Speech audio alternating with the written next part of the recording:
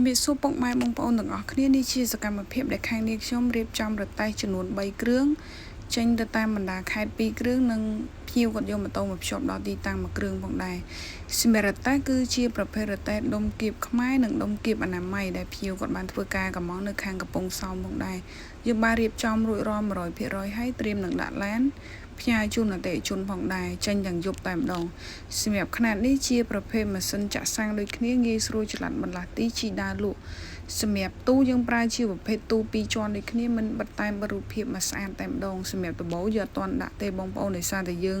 ធៀមនឹងដាក់ឡានអញ្ចឹងខ្លាច់ទៅអញ្ចឹងដបូគាត់អាចយកទៅដាក់នៅទីតាំងរបស់គាត់បាន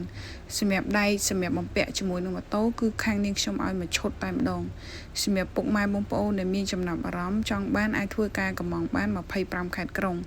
ព័ត៌មានលម្អិតពុកម៉ែបងប្អូនអាចឆាតចូលទៅក្នុង page ឬទំនាក់ទំនងបានតាមរយៈលេខទូរស័ព្ទដែលនាងខ្ញុំដាក់នៅខាងលើវីដេអូបានសម្រាប់ទីតាំងនៅភ្នំពេញសាណាំស្កូវ location នាងខ្ញុំដាក់ខាងលើវីដេអូដូចគ្នាពុកម៉ែបងប្អូនដែលមានចំណាប់អារម្មណ៍ស្រឡាញ់ចង់បានអាចធ្វើការកម្មងមកកាន់សិប្បកម្មនាងខ្ញុំបានធានាគុណភាពនិងទំនុកចិត្តផងដែរ